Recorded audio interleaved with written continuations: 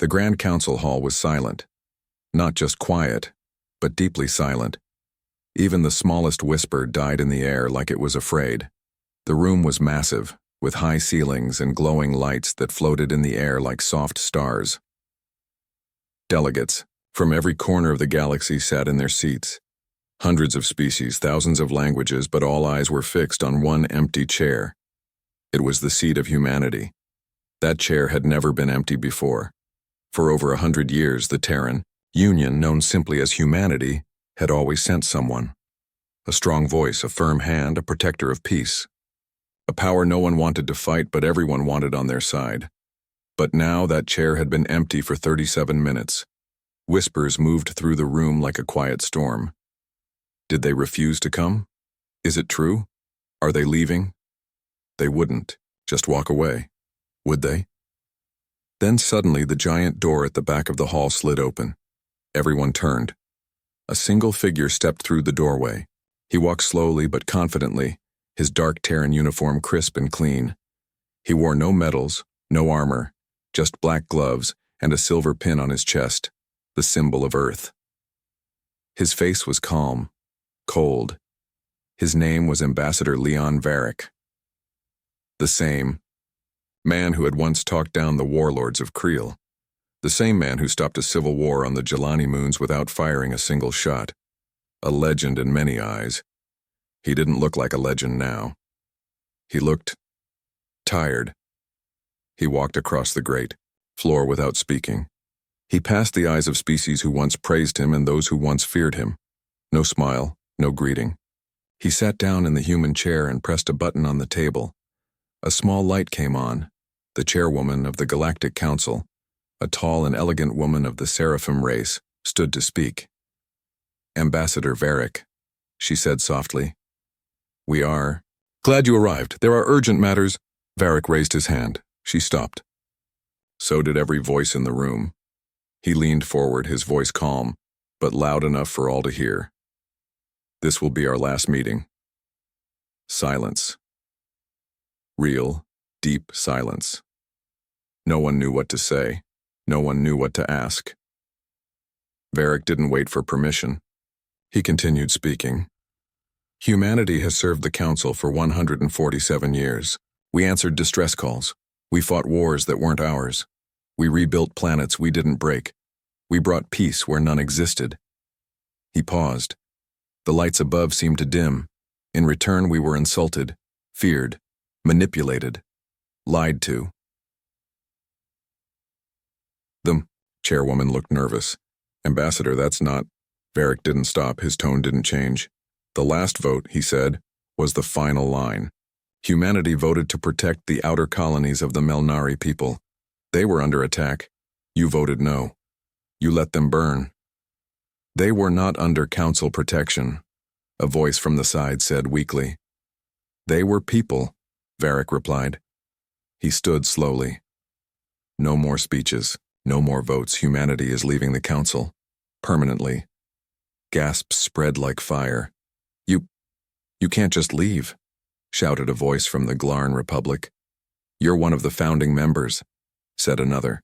You are bound by oath. Varric turned toward the voices. No, he said simply.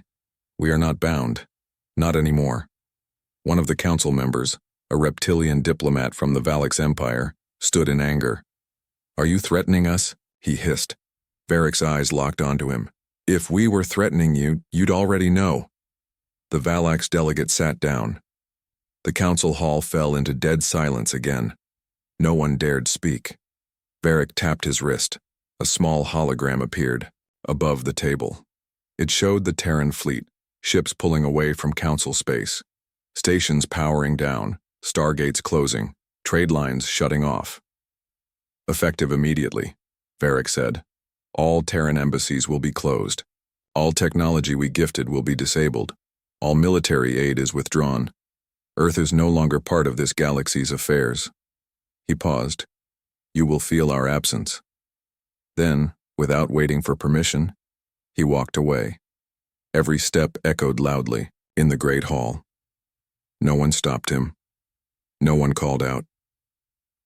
He walked through the great door, and it closed behind him with a soft final sound, like the closing of a coffin. The chairwoman stood frozen. Her voice, usually full of control, shook slightly. We will now take a short recess." The lights dimmed. Delegates began whispering. Fear had replaced confusion. Some began calling emergency meetings in private chambers. Others activated holograms trying to contact their governments. But no calls to Earth would go through. On one side of the room, a small, quiet creature from a minor system sat still. He was old. His name was Elder Jothan from the tiny planet of Tellan. He whispered to no one in particular. "We didn't lose an ally. We lost our shield." And somewhere far above the stars, the human fleets turned away from Council space. Calm, silent, prepared. Back in deep space, on board the Terran ship. Silent memory, Ambassador Varric stood before the wide window of the command deck. Below him, a Council relay station powered down. One of the last human-built systems in neutral space. It dimmed to black. His communications officer approached. "Sir, are we really leaving for good?" Varric didn't answer at first. Then he turned. His voice was quiet. "They never listened. They only obeyed us because they were afraid. But fear fades, and when it does, they forget." The officer nodded slowly. "But what if they call for help again?" Varric stared out at the stars. "Then let them find someone else. We gave them peace. They spit it out. Now, we give them silence." Elsewhere, in a dark part of the galaxy, unseen by the Council or humanity, shadows began to move. Pirate fleets gathered. Warlords took command of ancient ships. A storm was rising. One of them, a massive alien creature with glowing eyes, grinned when he heard the news. "So, the humans are gone," he laughed. "Let's see how brave the Council is without their watchdogs." The galaxy held its breath. Because, when giants walk away, monsters come out to play, and the stars were no longer safe. The Council hall was darker than usual. The great lights were still floating above, but they seemed dimmer.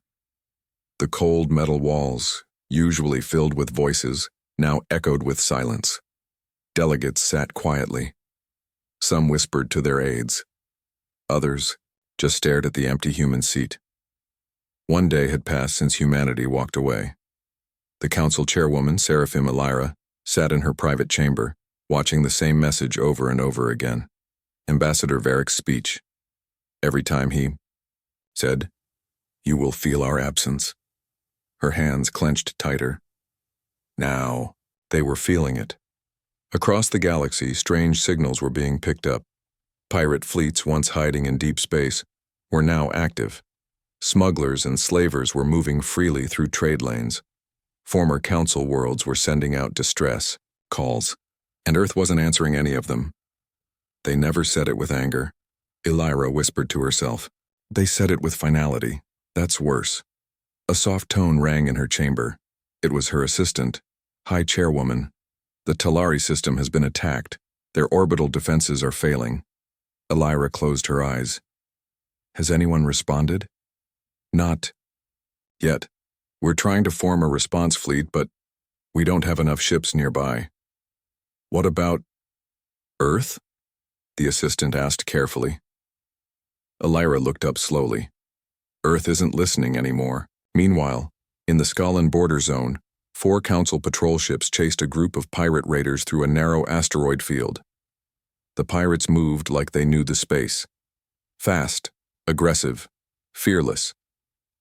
The lead Council captain, a young Zorak named Dree, shouted into the comms, "Intercept at Grid 6, keep formation." But the pirates weren't running. They turned, they attacked. In less than 4 minutes, 2 patrol ships were destroyed. The third was disabled. Captain Dree's ship barely escaped with half its crew. He stared in shock at the damage on his screen. They never used to fight like this. One of his lieutenants said softly. They weren't this brave before, not when the Terrans were watching. That sentence hung in the air like smoke. Dree nodded. They're not just testing our, Strength. They know our strength is gone. Back at Council Command, a secret meeting was held. Only the oldest, most powerful species were present. The room was small, round, and dark. The air felt heavier here, like old dust and forgotten fears. An old Gorthan general, thick with muscle and scars, slammed his hand on the table. "You let them leave," he growled. "You let the humans walk away like ghosts. And now our enemies. Rise!" A cold-looking delegate from the Cyrax dynasty leaned forward. "We all voted," she said. "Don't act like your hands are clean." "You didn't take the threat seriously," the general snapped. "You thought we didn't need them." Another voice joined in. A quiet, tired ambassador from the Trinari people. "It wasn't just strength we lost, it was reputation, stability. The humans were a symbol. Now, that symbol is gone." There was silence. Then the chairwoman spoke through a hologram. "We need to act. We must show the galaxy that we still have control." The Gorthan general frowned. "With what? Words? Paper laws? The pirate fleets don't fear our votes. They feared Terran warships." Her voice grew sharp. "Then we'll send ships, reclaim systems, prove we can still lead." The Trinari ambassador shook his head. "We had a sword. Now we're waving a stick." Everyone fell quiet again. The message was clear. Without Earth, the Council was weaker, and everyone knew it. Far from Council space, in a hidden moon base orbiting a dead planet, a warlord named Cracks of the Red Sun stood before a massive table. Holograms showed worlds, systems, trade lanes. His lieutenants were celebrating. No Terrans spotted on the old patrol lines. Border colonies are unprotected. Even the Talari sent no defenders to their outposts. Cracks laughed, a deep, low sound. His armor clanked with each step as he walked around the table. They were too proud, too foolish. They thought they could insult the wolves and stay warm. One of his generals asked, "Should we attack the Council worlds next?" Cracks grinned. "No, not yet. Let them feel fear first. Let their people scream. We'll let the small pirates run wild. Then when the Council begs for order, we will bring it. Our way." "But what if the humans return?" another asked carefully. Crax's smile faded for just a second. Then he turned toward a screen showing Earth. "If the humans come back," he said slowly, "then we vanish, we hide, we survive." No one in that room laughed. Even monsters feared Earth's silence. Back on Earth, deep in a mountain base known as Black Horizon, a group of human commanders sat in a dark war room. No one spoke loudly. The walls were soundproof. The air was cold. Admiral Sarah Holt sat at the center of the table. Her hair was silver, her eyes sharp. She had been alive during the Battle of Cora Prime. She had seen Council planets fall, and she had watched them forget who saved them. Now Earth watched, quietly. A junior officer entered with a tablet. "Admiral, we've received 6 emergency signals from former allies. Melnari, Talari, even Trinari." Sarah didn't look up. "And?" "They're begging for help." Sarah finally looked at him. Her voice was soft, but heavy. "Do you know what begging means, Lieutenant?" He shook his head. "It means they now understand fear," she said. "But it's too late." The room remained quiet. Another general spoke. "If things get worse, they may offer Earth more power, more respect. They might come crawling." Sarah leaned back. "We don't want their gifts. We gave them strength. They spit it out. Now we give them absence. Let them rebuild their courage if they can." The junior officer whispered, "And if they can't?" Sarah stood and walked to a screen showing the outer sectors of the galaxy. "Then we'll watch and wait until someone remembers why humans once stood between chaos and order." On the outer rim, a tiny outpost received a broken signal. A group of refugees from the Melnari world were calling for help. Their voices were panicked. Their shields were falling. Their station was failing. Then the signal cut out and no one came. Back at the council hall, the chairwoman stared out the wide window into the stars. Her hands were shaking. Her advisors had left. The floor was empty. She whispered to herself, We didn't lose Earth. We lost the fear they put in others. We lost the wall that stood behind our words. And behind her, the empty Terran chair remained untouched, cold, and waiting. The skies above Talari Prime burned red. Once a peaceful council member world, Talari was now a planet under siege. The attackers came fast, no warning, no mercy. Pirate clans, mercenary groups, and old enemies long kept in check had returned. And, this time, no one was afraid to strike first. High Chancellor Rivak, the leader of Talari, stood in the command tower as explosions lit the horizon. "Where's the council fleet?" he shouted into the comms. A shaky voice responded. "No fleet, sir. They're stretched thin. No reinforcements are available." Rivak gripped the edge of the console. "What about Earth?" There was silence. Then the voice whispered, "Earth isn't coming." He turned to his advisors. "We trusted the council. We trusted their laws. And now we're burning." Across the galaxy, the signs were clear. The balance had shattered. The council tried to send ships, but their fleets were spread out, old, and slow to respond. In the Dragon sector, 2 minor planets were completely overrun in less than a day. Slaver fleets landed on the surface and took prisoners openly. Without Terran patrols guarding the year, trade lanes, pirates moved in massive formations. In the Valari Belt, a freighter convoy was attacked. Normally, Terran escort ships would have been nearby, but now, nothing. No one. The freighters sent out a desperate message to the council. "We request emergency protection. We are under fire. We have civilians aboard." The message cut off. No. Answer came, not from the council, not from Earth. Inside the council hall, panic was growing. Dozens of delegates shouted at once. Holograms flickered as messages of distress poured in from member worlds. "This is a disaster. The Trinari colonies are under siege. The Euron system has declared independence. They think we are weak." The council chairwoman raised her hand, but no one listened. Finally, she slammed her fist onto the table. "Enough." The room went silent. She stood, her voice shaking but clear. "This is what happens when unity breaks, when fear disappears. We took Earth's strength for granted. Now the galaxy is testing us." An old ambassador from the Rylax species leaned forward. "We didn't just lose soldiers. We lost the image of strength. Then we must rebuild it," the chairwoman said. "How?" Her eyes turned to the large, empty seat at the end of the chamber, the human seat. "With or without them," she whispered. "We must show the galaxy we are not afraid." Meanwhile, on a forgotten mining colony called Ferris 9, a new power was rising. Not pirates, not warlords, but something worse. A mercenary fleet called the Ash Order, exiled soldiers, former council operatives, deserters, and criminals, had taken control of the planet in less than 12 hours. The people surrendered quickly. There was no choice. At the center of the colony's capital, the leader of the Ash Order, General Vorin, stood before a crowd of terrified citizens. He raised a black flag bearing a shattered council emblem. "From this day forward," he shouted, "this colony belongs to no council. It belongs to strength. It belongs to survival. And Earth is not here to stop us." Someone in the crowd shouted, "The humans will come back." General Vorin laughed. "Humans," he said. "They're gone. They left you. They left all of you. And now, the galaxy belongs to those who aren't afraid to take it." Back on Earth, inside the dark halls of Black Horizon Command, the War Council was still watching.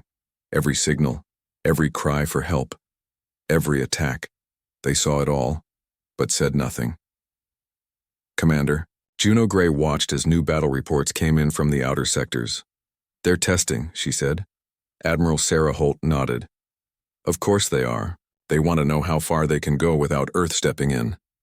General Malik, a hard-eyed man with years of battlefield scars, clenched his jaw. "They won't stop," he said. "The Council is cracking. It's only a matter of time before someone challenges one of the core worlds." "What's our move?" Juno asked. Sarah looked at the screen showing hundreds of red warning markers across the galaxy. "Our move is nothing." Malik frowned. Even if innocent people die? Sarah turned to face him. We gave them peace. They used it. Then they turned against us. Now they must learn to protect themselves or fall. But what if they fall completely? Juno asked quietly. Sarah sighed. Then Earth will rise again, on its own terms. Elsewhere in deep space, a strange signal was picked up by a rogue science vessel. The crew, former allies of Earth, decoded it carefully. It wasn't a distress signal. It was a warning, a single Terran message hidden deep in an abandoned relay beacon. The silence is not weakness. The silence is a test. Listen closely, Galaxy, we are still watching. The scientist who discovered it whispered, "They're not gone. They're waiting." On the world of Kalos, a small group of soldiers, survivors of a council outpost, held the line against a raiding fleet. They had no backup, no supplies, just a single transmission playing on loop for morale. It was an old recording of a Terran general during the siege of Tyrak. When the fire comes, don't run, stand tall, and let them see what it means to resist. Let them remember what it cost to fight humanity. The defenders played it again and again, and though the attackers outnumbered them, the soldiers held the city, because hope, even the shadow of hope, was still tied to Earth. Inside the war room of the council, a secret report was presented to the chairwoman. It was marked, "Classified Terran Military Movements." She opened it carefully. Inside were records of subtle Terran fleet shifts, silent deployments, human warships moving in hidden patterns across uncharted systems. They weren't retreating. They were repositioning, waiting. The last line of the report chilled her. They have not abandoned the galaxy. They are preparing for something. The chairwoman closed the file and looked out the window toward the stars. She spoke to herself. First came silence. Now comes fire. In a shadowy corner of the galaxy, cracks of the red suns received news that made him pause. One of his outposts had gone completely silent. No battle, no explosions, just nothing. His lieutenants panicked. There were no Terran signals. No ship movements. Cracks didn't speak. He stared at the dead signal, then finally whispered, "Maybe the silence is louder than we thought." As the galaxy burned in pieces as the council struggled to hold its unity together, one truth echoed everywhere. Earth had not vanished. Earth was watching. And when the fires grew too high, when the screams became too loud, everyone wondered, would the Terrans return, or would they let the galaxy learn what it meant to be alone? The skies over Velos Prime turned black at noon. Once known as the Council's beacon world, Velos Prime was a symbol of peace, diplomacy, and unity. It had never seen war in 1,000 years. Now, it was under siege. Enemy fleets surrounded the planet. The Council's defense grid failed within minutes. Its orbital stations exploded one by one, leaving trails of fire across the sky. Inside the central tower, Governor Alien of Velos Prime watched helplessly. "How did this happen?" she whispered. "This world was sacred." An officer shouted from across the chamber. "Ma'am, they're landing dropships. We have no more air support." "Where are our reinforcements?" she asked, her voice sharp. "Nowhere near." "The nearest council fleet is over a week away. And Earth?" The officer looked down, ashamed. "Still silent, ma'am. The enemy was a group called the Crimson Host, a brutal war faction once hunted nearly to extinction by Terran fleets. Now, with no human presence, they had returned. Stronger, bolder, and merciless. They landed with sonic bombs and firestorm tanks. Civilians ran through the streets screaming. The Velo Security Corps, trained only for peacekeeping, collapsed in hours. In the Capitol Square, a Crimson Host commander raised a shattered piece of the Council flag and shouted, "The Council is broken. Earth has fled. We take this world by blood and right." People looked to the sky for help. None came. At the Grand Council Hall, the news struck like thunder. Velos Prime was one of their founding worlds. Losing it wasn't just a defeat, it was a symbol of failure. Many delegates cried. Others shouted, blaming each other. The Valari delegate slammed her fist on the table. We begged Earth not to leave. They were the sword behind our peace, an older reptilian ambassador growled. We forgot they were warriors. We treated them like tools. Another delegate stood, pale and shaking. And now we are prey. The council chairwoman didn't speak. She looked at the empty human seat and felt her chest tighten. Velos Prime had fallen, and Earth still said nothing. Back on Earth, silence ruled the command center. Admiral Sarah Holt stood in front of a massive screen showing the fall of Velos Prime. Red lines, collapsing defense zones, civilians lost. She watched it all, her face unreadable. Commander Juno Gray finally spoke. We could have stopped this, General Malik agreed. One fleet, one signal. That's all it would have taken. Sarah didn't respond immediately. Then she whispered, We warned them. We warned them again and again. But innocent lives, Juno began, are suffering, Sarah finished, because their leaders were arrogant, because they forgot who kept the wolves at bay. She turned to the table, and now the wolves are eating. Malik leaned forward. Do we move now? Sarah shook her head. Not yet. Let the galaxy feel the weight of Earth's silence. Only then will they understand what they lost. In the ruins of Velos Prime, the fighting stopped by nightfall. There were no defenders left. The Crimson Host raised their banner over the governor's tower. Fires lit the sky like a second sun. In the shadows of the wreckage, an old communication relay suddenly activated, quiet, almost hidden. A single signal was sent out. Encrypted. Ancient. Human-coded. It was a beacon. Somewhere, someone on Velos Prime had not forgotten Earth. In the neutral system of Thalmar Reach, smugglers intercepted the signal. Their leader, a grizzled ex-soldier named Rook, played the message in private. It was short. Just 5 words. Velos has fallen, still watching. He froze. He looked around at his crew, pirates, outlaws, traitors, and said, Earth's not gone, they're watching us burn, and they're choosing when to speak. Someone asked, why wouldn't they help? Rook replied, because we spat in their face for years, and now we're learning what that costs. On a far moon, the Crimson Host found a surprise. A hidden bunker, sealed, dark, old. Inside, they found something left behind by Terran forces long ago. Not weapons, not soldiers, but a message carved into steel. We are not your masters, but we are your guardians. Do not mistake our patience for peace. The leader of the Crimson Host laughed. Guardians, they fled like cowards. But even he looked at the words a little longer than he wanted to. Back in the council, desperation set in. What if Earth never returns? One ambassador asked. Then, we die, another replied simply. The chairwoman stood up. I propose we send a message, a formal request, not to demand, but to apologize, to ask Earth to return. The room fell silent. Then slowly, one by one, they agreed. The message was drafted carefully. To the leaders of Earth, we, the Galactic Council, humbly acknowledge our past mistakes. We failed to respect the strength, sacrifice, and protection you provided. The galaxy is burning. We are not asking you to save us. We are asking you to return. We are sorry. We need you. It was transmitted across all major Terran relays. They waited.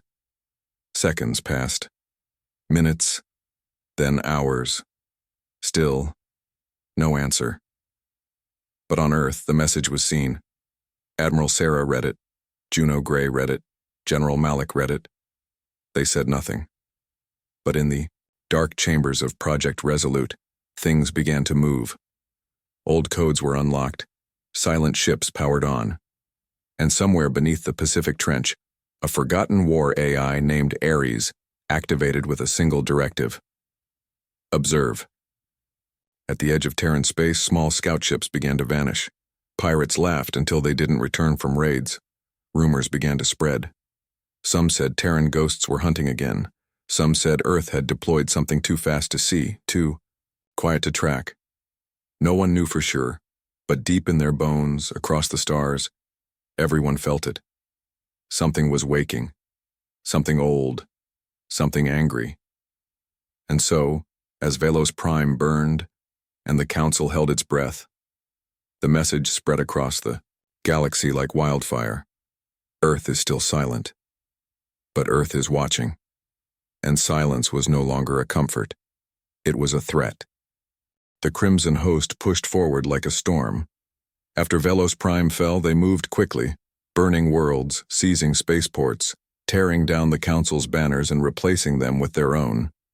Every species once protected under the Council, Umbrella now feared the same fate. The skies no longer held safety. The stars no longer felt welcoming, and still, Earth said nothing. The Council begged.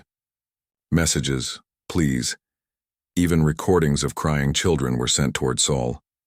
All were met with the same result. Silence. But deep in the quiet corners of the galaxy, whispers were growing louder.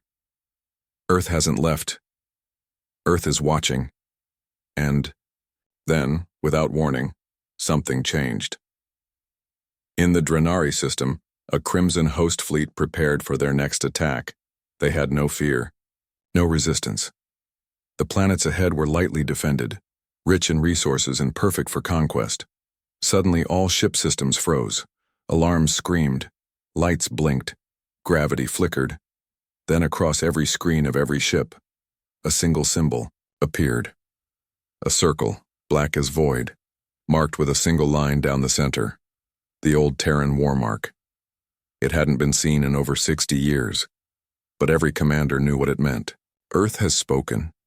And then, a voice, calm, mechanical, and terrifying, played in perfect sync across their fleets.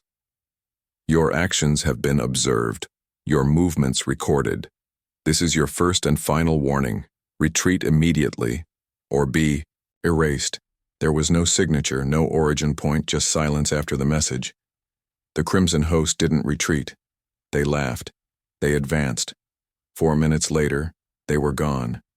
No wreckage, no distress calls, just emptiness, where 30 warships once floated. Across the galaxy, eyes widened. The footage spread fast.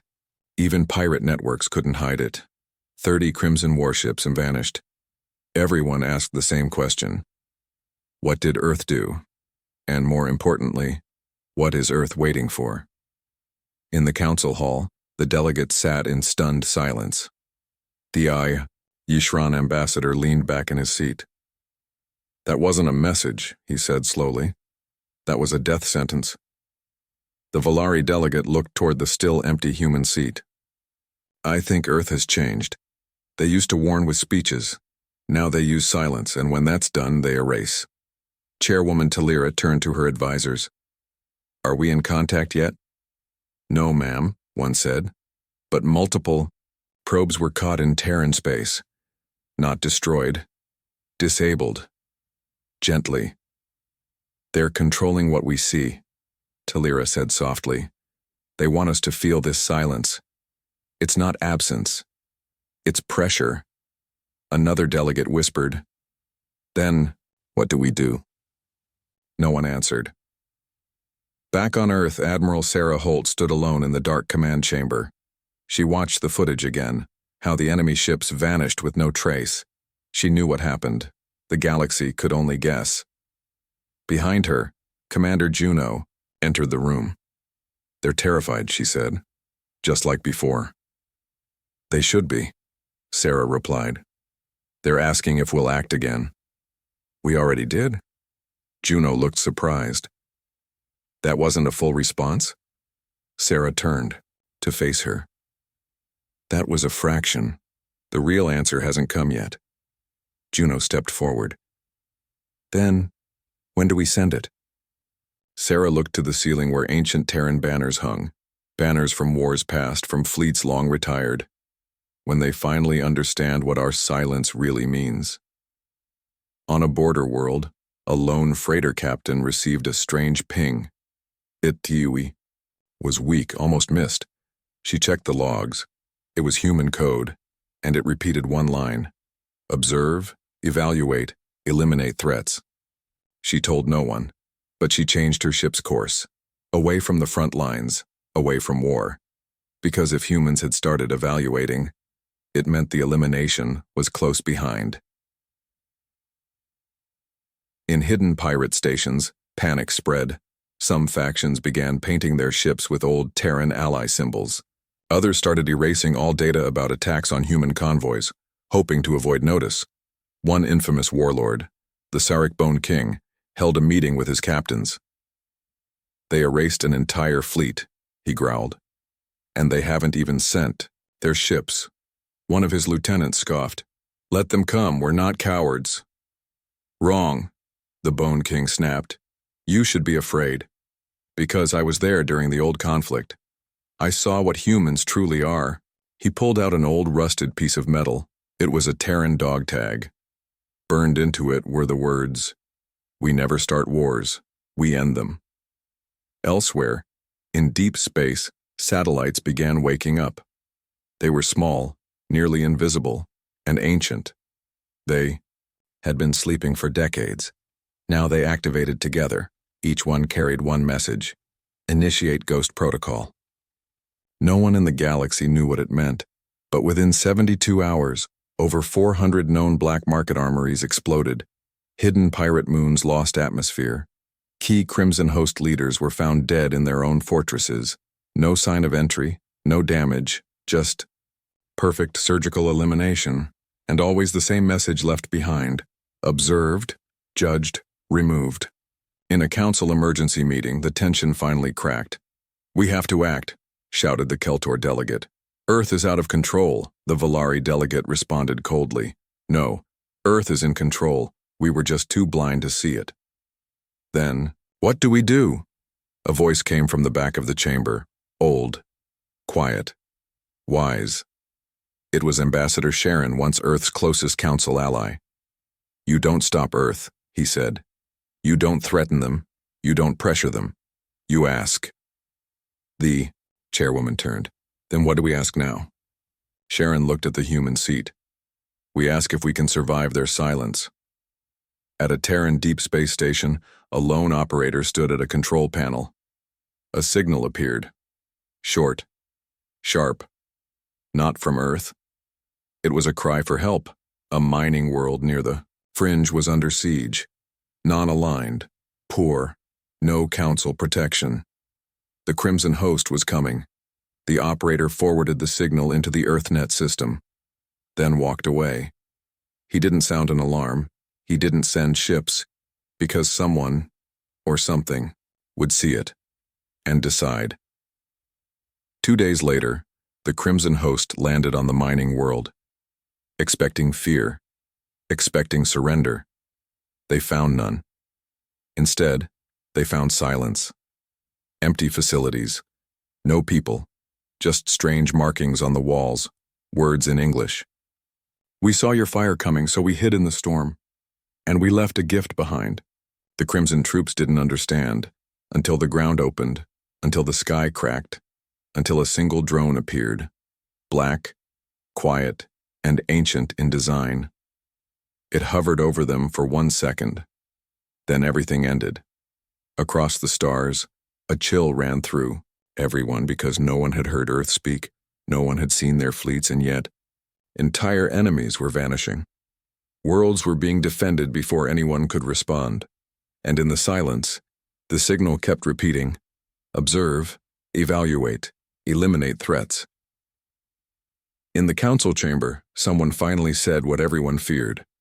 "We are no longer waiting for Earth's return. We are living inside Earth's judgment."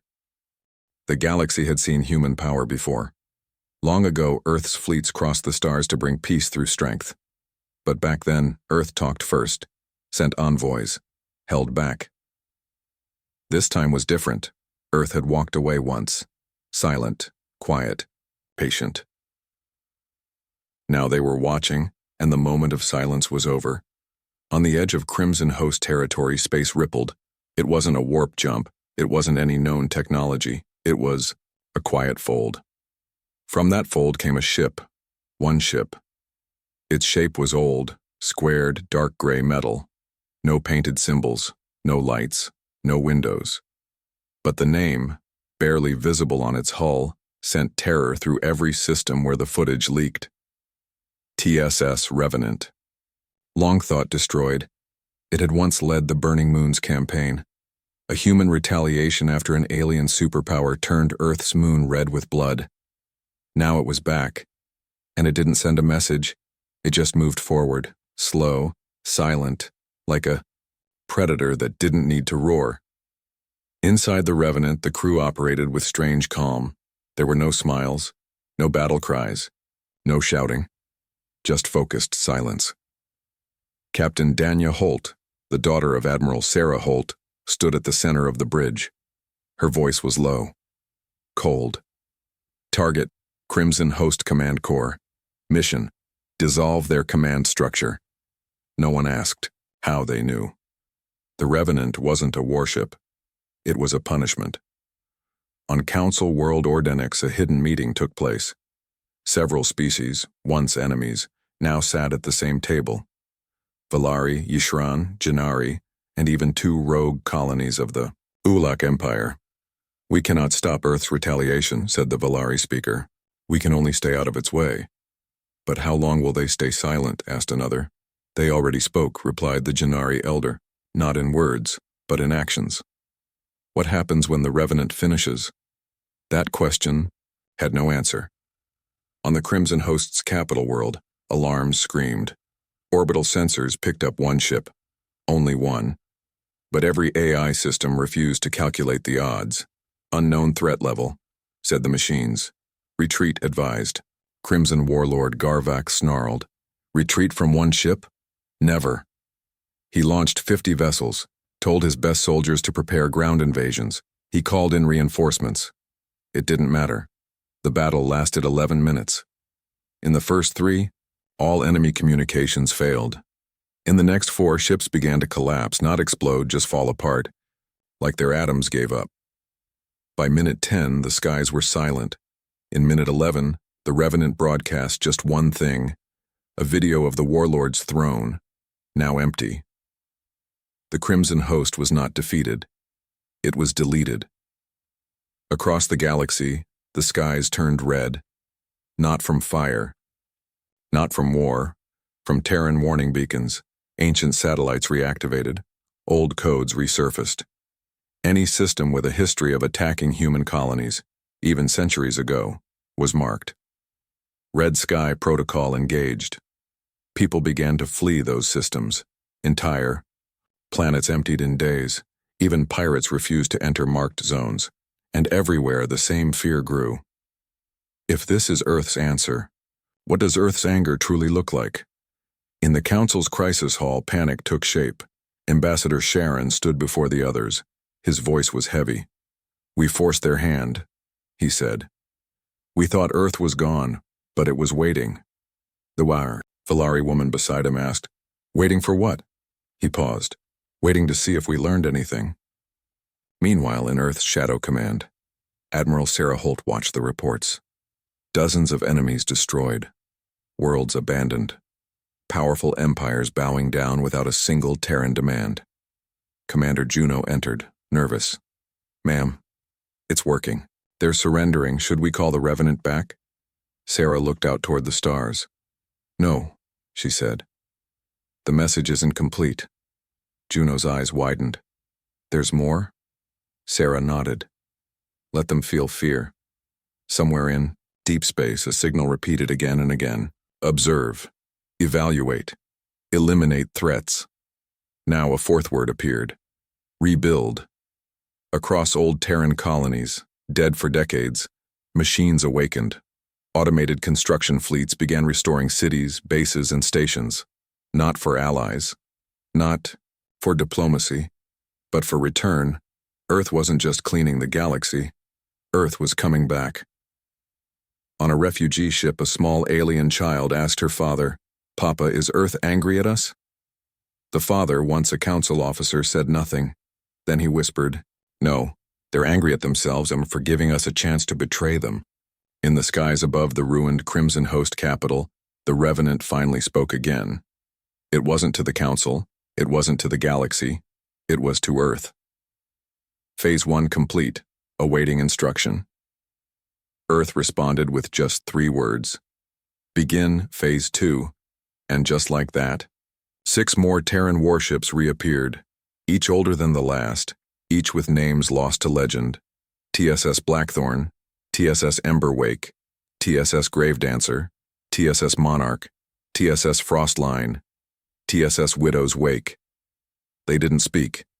They moved, together, toward the center of the galaxy, toward the Council itself. In the Council Hall, a final alert echoed through the chamber. One line. You have been observed. The human seat, still empty, suddenly lit up. The light formed a single hologram. Earth's flag torn, then burning, then whole again.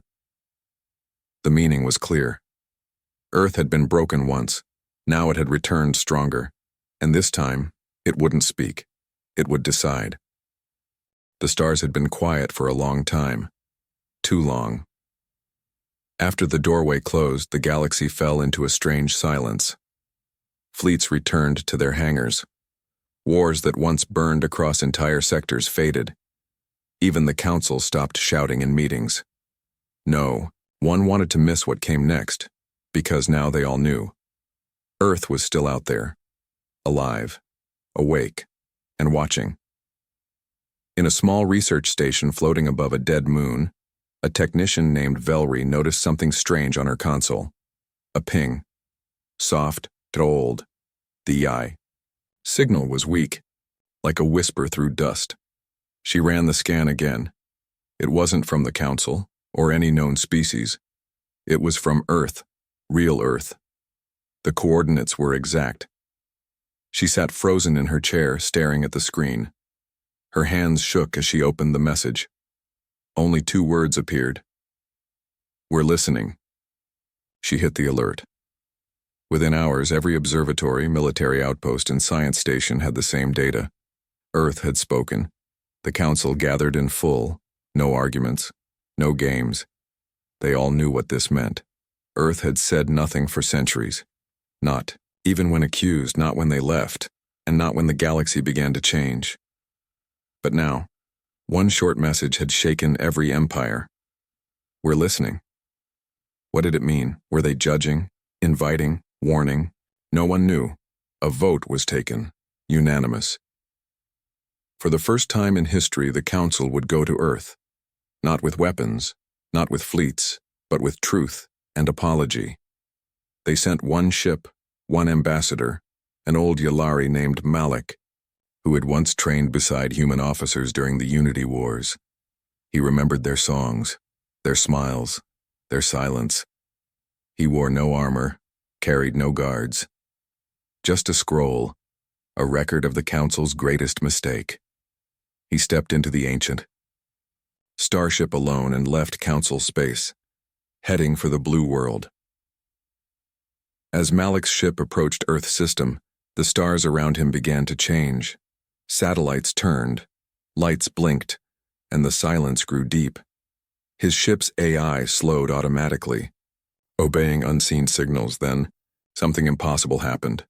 The stars above shifted, the sky itself seemed to bend, and suddenly, Earth appeared before him. Whole, alive, green, blue, real, he cried. It looked just as he remembered it. Maybe better. No signs of war. No damage. Just peace. He sent the request to land. No answer. But the ship guided itself. Down through clouds. Over oceans, across forests. To a single flat field. Empty. Except for a tree and a chair. Malik stepped out slowly, scroll in hand. He looked around. No soldiers. No machines. Just the wind.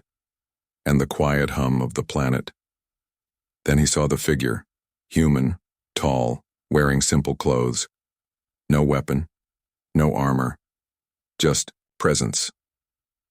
The human walked toward him. Malik stepped forward, then stopped.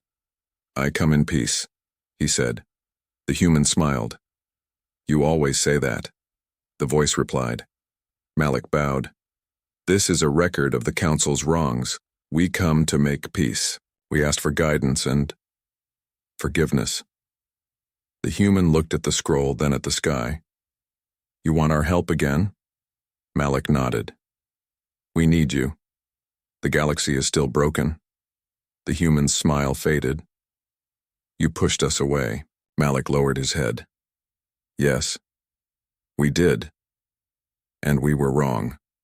There was silence, only wind and the soft rustle of leaves. Then the human pointed to the tree. "Sit." Malik sat. So did the human. They looked at the stars together. Hours passed. The two barely spoke. Malik watched birds fly overhead. Animals walked nearby. Everything was in balance. Finally, the human said, "We watched. We waited. We hoped." "Why didn't you come back sooner?" Malik asked. The human looked him in the eye. "Because you didn't change." "Not really. But we have now," Malik whispered. "We're trying." The human stood. "There is still war, still pride, still greed, but there is also hope." The human nodded, then raised his arm and pointed to the sky, and Malik saw them. Dozens of ships, Terran ships, black, silent, vast, hovering in the clouds like shadows of old gods. But they did. Nothing, no weapons, no threats, just presence. "We've been here the whole time," the human said, "protecting the edges, watching the mistakes, stopping the worst of them." "You interfered?" Malik asked. The human smiled faintly. "No. We guided, quietly. You just never noticed." Back on the Council worlds, everyone watched from long-range scans. They saw the ships, heard the whispers. Then finally Malik's message came through. They are not gone. They are awake. And they will walk beside us, if we walk rightly. The galaxy held its breath. One by one, worlds changed, not through orders, not from force, but from choice. Schools began teaching Terran ethics. Armies rewrote codes of honor. Nations adopted new symbols, not of power, but of peace. And in secret corners, when danger threatened, Terran ships appeared briefly, just enough to remind everyone. Earth was still there, still watching, still listening. On a tiny farming world, a young boy looked up and saw a ship pass silently overhead. His grandfather smiled. "You know what that is?" he asked. The boy shook his head. "That's a promise," the old man said, "that no matter what happens, someone will always care." At the edge of the galaxy, the ancient doorway reopened, not just to Earth, but to Terran knowledge. Archives, once lost. Libraries older than most civilizations, and one message left by someone long gone. We are not gods. We are not rulers. We are gardeners, and the galaxy is still growing. The Council placed a plaque at its heart. It held just one word. Thanks. And beside it, in smaller letters, we thought they were gone, but they had only stepped back. Not in fear, but in faith.